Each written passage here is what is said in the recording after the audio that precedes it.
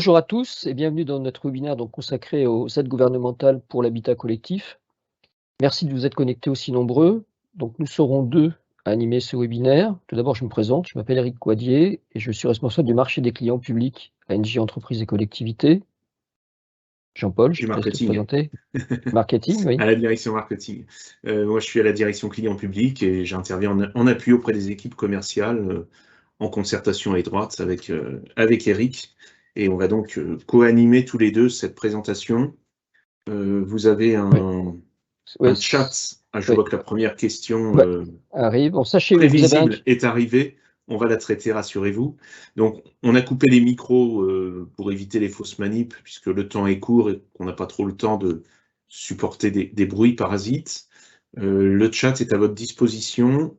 On va dérouler la présentation, sauf si vraiment une question cruciale apparaissait et pour laquelle il soit nettement préférable de répondre en cours de route, pour tenir cet horaire de 30 minutes qu'on vous a annoncé. On répondra aux questions, on va se donner un temps de réponse aux questions. Si on n'arrive pas à répondre à toutes, vous recevrez des réponses écrites en même temps que les supports et peut-être aussi l'enregistrement. On verra si ça a bien fonctionné, Oui. mais à minima les supports et les réponses aux questions qui n'auront pas pu être traitées en séance. Voilà, ce webinaire va se dérouler en trois parties. Donc la première partie, on vous présentera quelles sont les aides prévues par typologie de clients. Ensuite, on vous détaillera les modalités pour chacune de ces aides et ensuite, nous communiquerons des liens et moyens pour vous tenir informés. Donc, quelle aide pour quel client? Donc, ces aides s'adressent aux bailleurs sociaux, aux organismes d'hébergement collectif, aux copropriétés. Nous allons tout d'abord parler du résidentiel collectif. Électricité. Donc, en fait, on a distingué la copropriété en bleu foncé. Et puis, nous avons mis en tout ce qui concerne l'habitat collectif géré par l'État, donc en bleu clair. Il y a également dans tout ce qui concerne les bailleurs sociaux.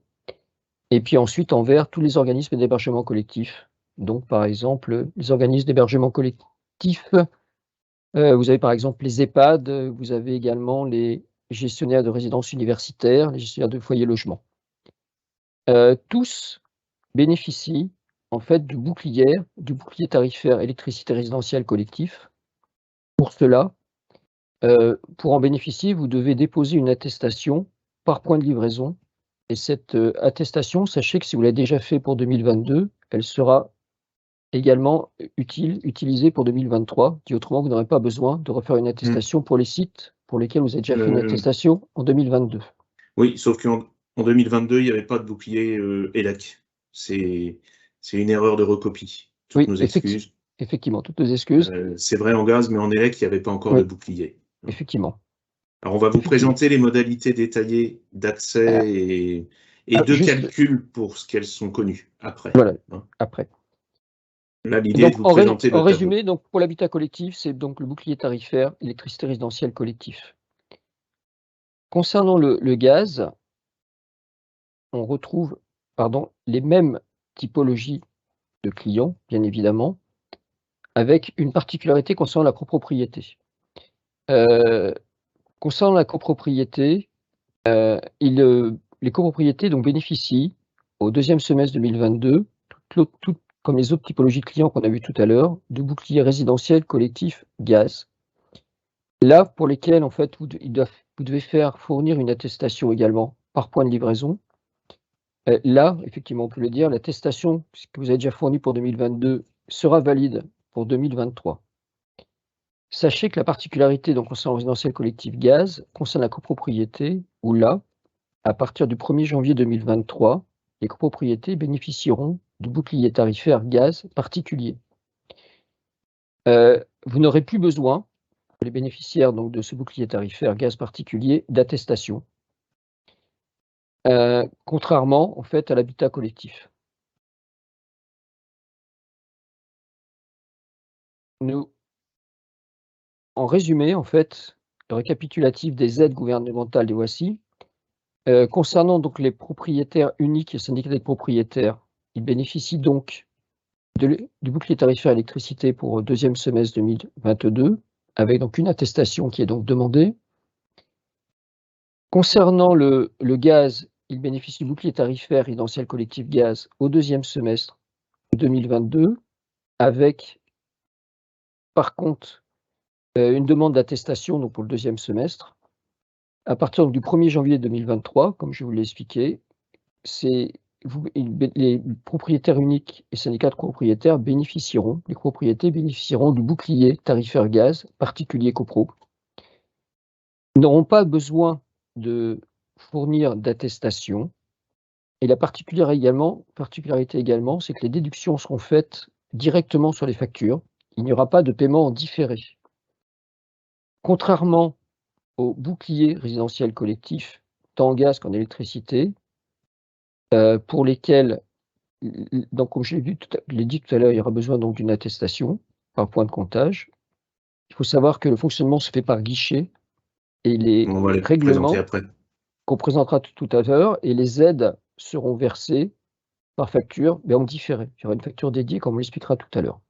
Donc retenez bien, particularité concerne les copropriétés en 2023, avec le bouclier tarifaire particulier, pour lesquels, effectivement, il n'y a plus besoin d'attestation. Le règlement se fait par facture par facture. Donc nous allons voir maintenant les modalités pour chaque aide. Donc je vais laisser la parole à Jean-Paul. Oui, merci Eric. Donc on va commencer par le bouclier tarifaire élec résidentiel collectif, pour rentrer plus dans le détail. Donc vous avez compris qu'il s'adresse à toutes les familles du logement collectif.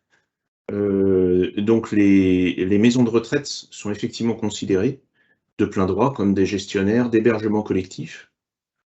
Et contrairement aux copropriétés ou bailleurs sociaux, ils ne sont pas tenus par les textes de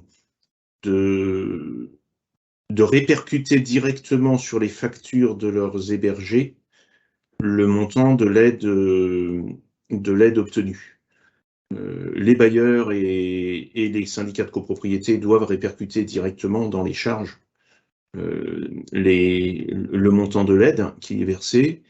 Dans le cas des établissements d'hébergement collectif, type maison de retraite et autres, il y a une dispense explicite dans le décret. Bien sûr, l'objectif, c'est que l'hébergement coûte moins cher pour les occupants, mais il n'y a pas d'obligation de justifier que ces charges ont été, que ces aides obtenues ont été répercutées dans le montant facturé aux personnes hébergées. On peut continuer, Eric? Oui.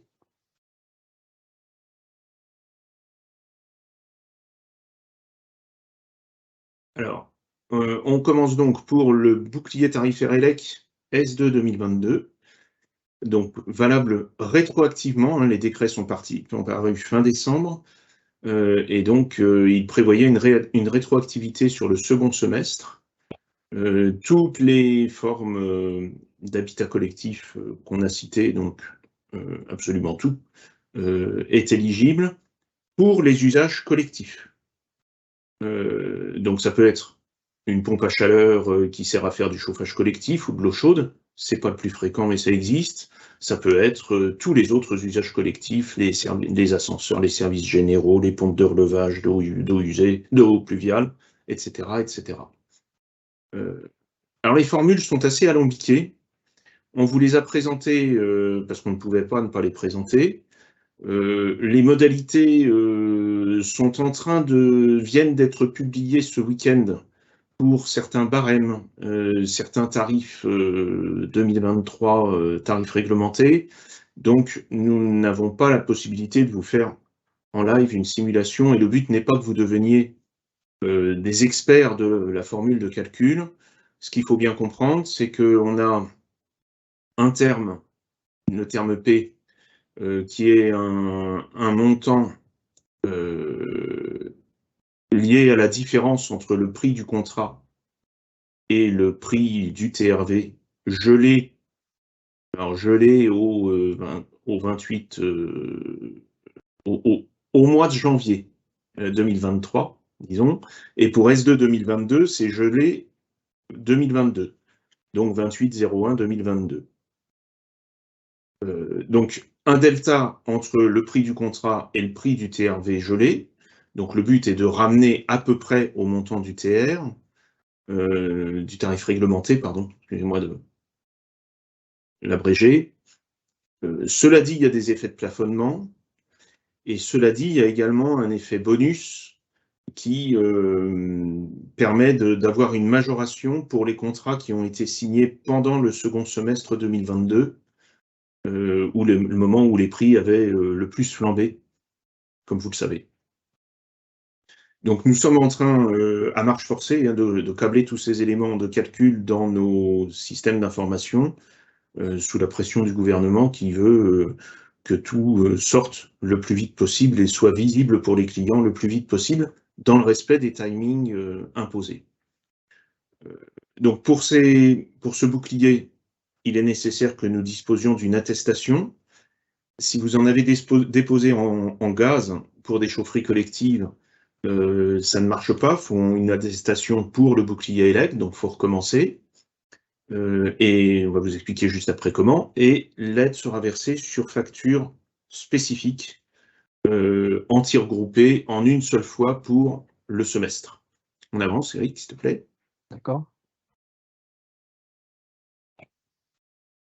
En termes de planning, justement, donc nous avons rendez-vous avec l'État en tant que fournisseur le 1er avril 2023 pour déposer le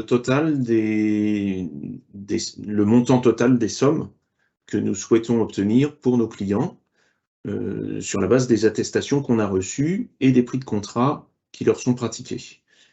Le 1er avril, on dépose ça.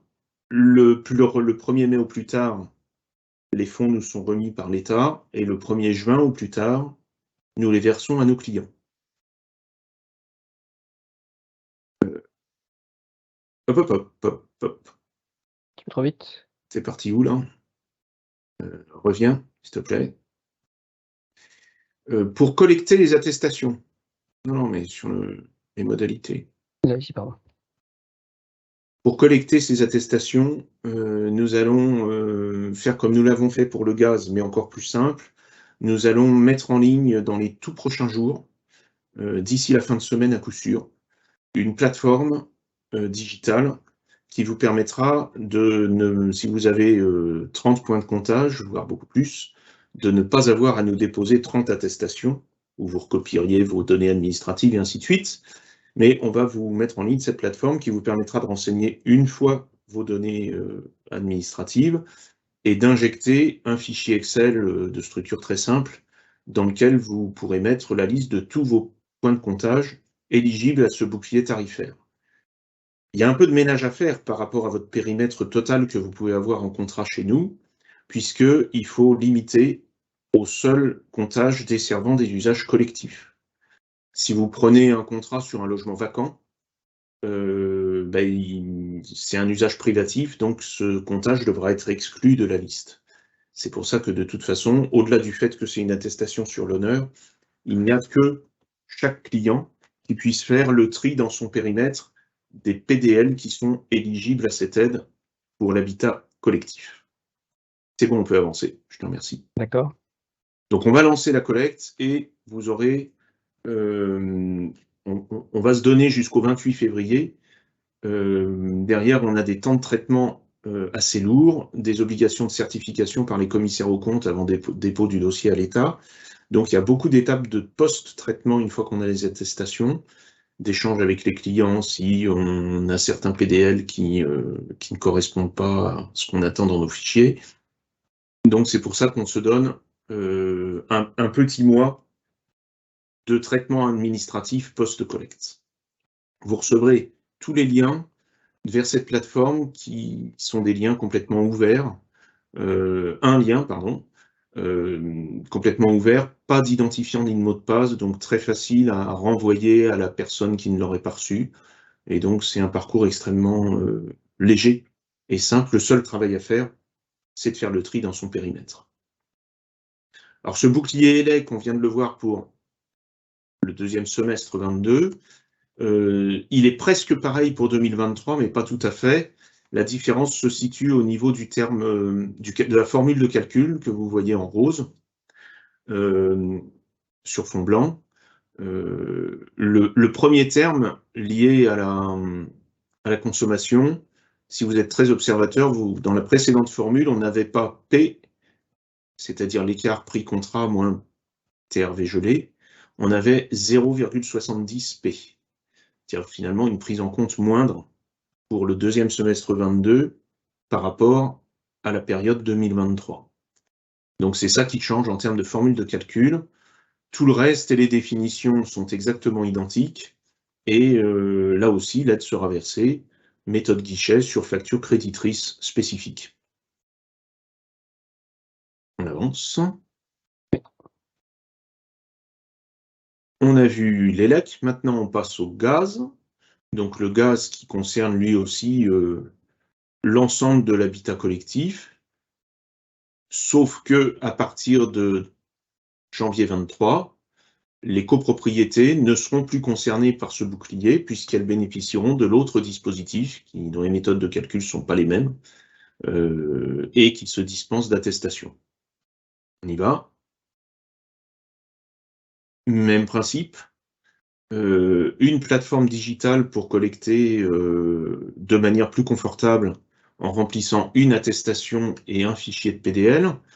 Alors évidemment, il y en a sûrement moins en gaz qu'en électricité, mais ça reste quand même utile pour les bailleurs sociaux, notamment, qui ont des parcs de résidence toujours assez conséquents.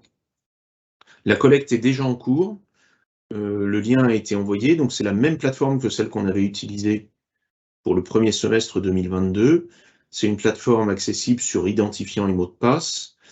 Si vous n'avez pas reçu le lien ou si personne dans votre entité n'a reçu le lien, toujours possibilité, en vous adressant à votre interlocuteur habituel, d'obtenir qu'on vous renvoie un lien, y compris à quelqu'un d'autre de votre entité, si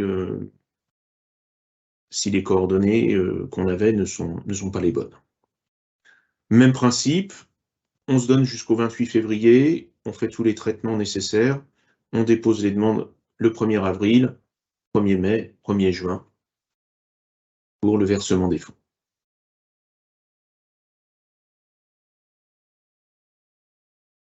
On continue. Alors, les modalités de calcul, on a fait quelques petits schémas. Tout se joue autour de deux plafonds qui ne doivent être ni l'un ni l'autre dépassés. Le premier, c'est l'écart entre le prix du contrat du mégawattheure et le TRV gelé, P1 niveau 2. Et le deuxième plafond, c'est l'écart entre le tarif réglementé non gelé et le tarif réglementé gelé.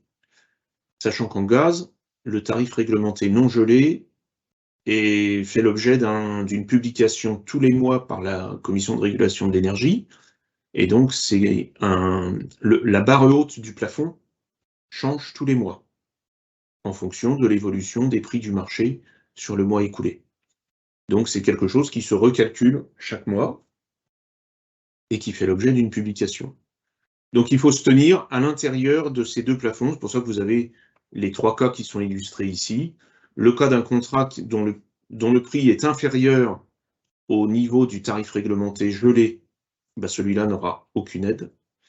Un contrat qui se situe entre les deux, entre le gelé et le non gelé pour le mois en cours, parce qu'il peut être entre les deux un certain mois, et puis en dessous ou en dessus le mois suivant par rapport au non gelé. Et donc là, c'est le petit pavé orange, le cas numéro 2, il va avoir une aide qui sera l'écart entre son prix et le tarif gelé. Et puis ensuite, le cas où il est au-dessus, la barre orange qui représente l'aide qui lui sera versée ne peut de toute façon pas aller au-delà de l'espace qui sépare le non gelé du gelé. C'est pour ça que on ne descend pas jusqu'au tarif réglementé gelé. Voilà le principe. On passe, Eric, s'il te plaît. Oui. C'est matérialisé par les formules de calcul qui sont ici, qui sont bien compliqué à appliquer. En 2023, c'est exactement le même principe. Donc on continue. Et là, on a une période 2023 qui est décomposée en 2 semestres et pour laquelle le guichet de dépôt des demandes de fonds auprès de l'État, prévu le 1er septembre, a été repoussé ce week-end au 1er octobre. Donc ça veut dire que les fonds arriveront en toute fin d'année pour le 1er semestre 2023. Et qu'ils arriveront pour le second semestre 2023 vers mai-juin 2024. Versement sur facture créditrice spécifique, même type de planning. Pour le premier semestre 2023, on sera sur octobre, début novembre, début décembre. On continue. Alors, pour les copropriétés, donc en 2023, il y a donc cette nouveauté. Elles sortent du bouclier tarifaire gaz collectif classique, si on peut dire, et elles rentrent sur un bouclier tarifaire plus simple pour les gestionnaires, puisqu'il n'y a plus d'attestation à déposer, plus immédiat en versement, puisque c'est sur chaque facture que l'aide est calculée et appliquée. Et cette aide, elle est grosso modo égale à l'écart entre le tarif réglementé non gelé et le tarif réglementé gelé plus 15%. Grosso modo, parce qu'il y a des effets de plafonnement à la maille de tout le portefeuille client qui font que il peut y avoir une variabilité d'un comptage à l'autre. Il y a des règles de mise en œuvre qui mélangent des aspects individuels du comptage et des aspects collectifs globaux du portefeuille de clients éligibles aux aides. Avec donc cette facturation fil de l'eau sur les factures. Donc là, rien à faire, c'est le fournisseur qui a l'obligation de détecter les situations éligibles à cette aide et d'appliquer sur les factures. On continue. Là encore, une petite illustration. Ne tenant pas compte de ces effets de possible modulation et plafonnement à l'échelle de tout le portefeuille, mais le principe est le même que précédemment. On a un plafond bas qui est le tarif gelé plus 15%, un plafond haut qui est le tarif non gelé du mois, et une aide qui va donc se calculer par application des 2 plafonds. On continue. Et je te rends la main, Eric. Okay, merci. Donc, vous avez pu voir qu'effectivement, le sujet des aides gouvernementales est un sujet qui est plutôt complexe et qui évolue. Et nous vous proposons différents moyens pour vous tenir informés. Tout d'abord, sachez que sur notre site internet, nous avons créé une page qui est dédiée aux aides gouvernementales. Page qui, bien entendu, est mise à jour très régulièrement. Et nous avons mis également sur cette page un outil qui vous permet en fait de déterminer à quelle aide vous êtes éligible. Pour cela, en quelques clics, vous pouvez aller sur cet outil et vous obtiendrez comme ça les informations par rapport à l'aide auquel vous pouvez prétendre. Sachez également que le gouvernement a mis en ligne une foire aux questions sur les amortisseurs, qui est plutôt très très bien faite, qui peut répondre comme ça à vos différentes interrogations sur ce sujet-là.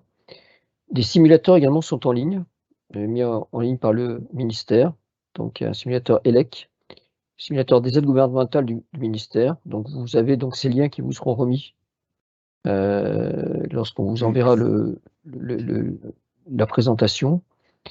Sachez, excusez-moi. Juste un mot, reviens. Ouais. Juste un mot là-dessus. On vous mettra le lien, parce que ça, c'est la foire aux questions sur l'amortisseur électricité, qui n'est pas notre sujet aujourd'hui. Il y a une foire aux questions aussi sur le bouclier résidentiel collectif. Donc on mettra le lien. Toutes nos excuses, Oui, petite erreur, Il a effectivement. été ajouté. Et puis enfin, nous avons fait une infographie qui synthétise effectivement les aides dont vous pouvez bénéficier. Donc dans cette infographie, vous pouvez voir les aides qui sont donc accessibles, donc le bouclier tarifaire comme on vous l'a présenté, surtout les conditions d'éligibilité, un petit rappel, et les démarches que vous devez suivre. Donc en matière, sur ces démarches à suivre, parce que c'est le plus important pour pouvoir obtenir ces aides, qui, à part les copros, sont donc toutes les 3 sur attestation. Les 2 boucliers gaz, pardon, le bouclier gaz et le bouclier collectif. Il faut impérativement nous déposer les attestations. Vous avez vu que certaines assiettes mettent en jeu des valeurs qui bougent de mois en mois. Donc, ne soyez pas trop sélectifs. N'hésitez pas à nous déposer l'attestation pour vos comptages collectifs, même si vous avez des raisons de supposer que vous êtes peut-être un peu juste en dessous du plafond ou trop. Même si vous avez de fortes chances de ne pas être éligible, ce qui est sûr, c'est que si vous ne déposez pas l'attestation, vous ne pourrez pas du tout accéder à l'aide et ce sera perdu d'avance. Donc deux plateformes. La plateforme gaz qui est aujourd'hui en fonctionnement pour le bouclier résidentiel collectif gaz et qui restera ouverte jusqu'au 28 février. Et cette plateforme gaz identifiée en mot de passe, remis au contact identifié dans notre base client. Et la plateforme ELEC, qui est en cours, en arrivée imminente, au plus tard vendredi, et pour laquelle vous allez recevoir là aussi un mailing avec le lien et accès direct sans identifiant ni mot de passe.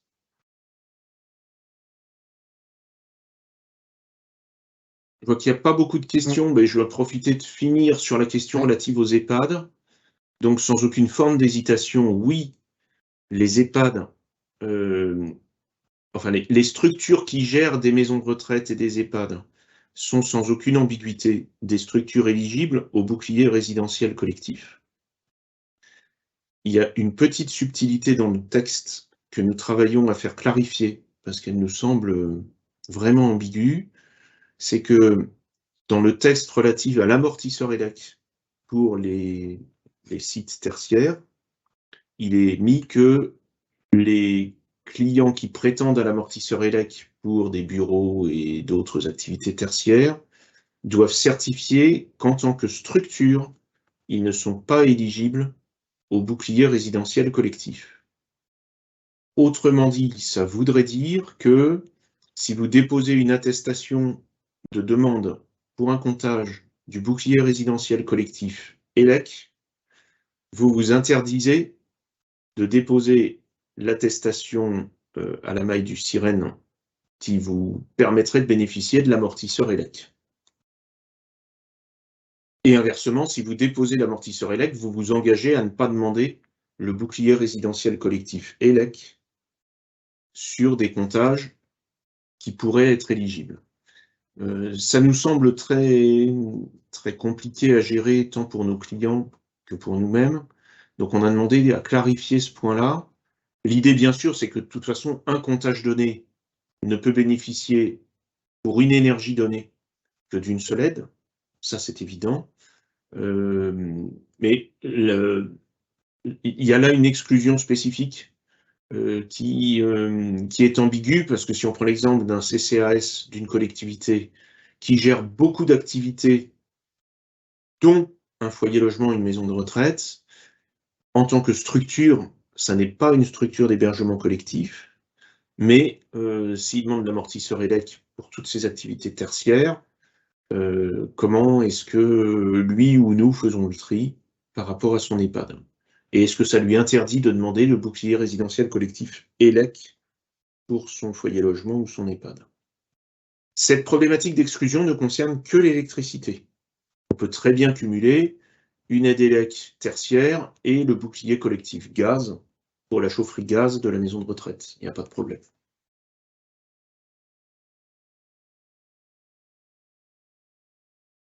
n'ai pas vu arriver d'autres questions. Non. Donc on a dû être très clair. Très clair. Ou qu'on a beaucoup de longueur d'avance sur vous. On va vous remercier de votre attention. S'il n'y a pas d'autres questions, il y a encore de la place pour une petite si vous le souhaitez. Et sinon, on va donc vous préparer l'envoi de ce support. Bien entendu, vos interlocuteurs commerciaux habituels se tiennent à votre disposition pour vous accompagner et vous aider au décryptage de cette mécanique qui est quand même très touffue et surtout qui se décide à marche forcée et en dernière minute, puisque les derniers textes sont sortis ce week-end.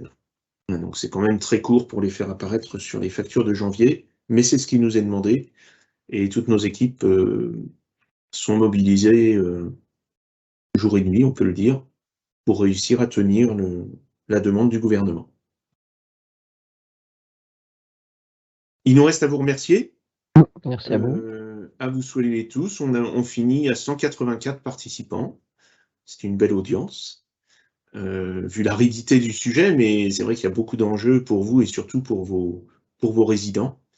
Et donc, on va continuer ce parcours ensemble avec toute l'efficacité et l'interaction requise.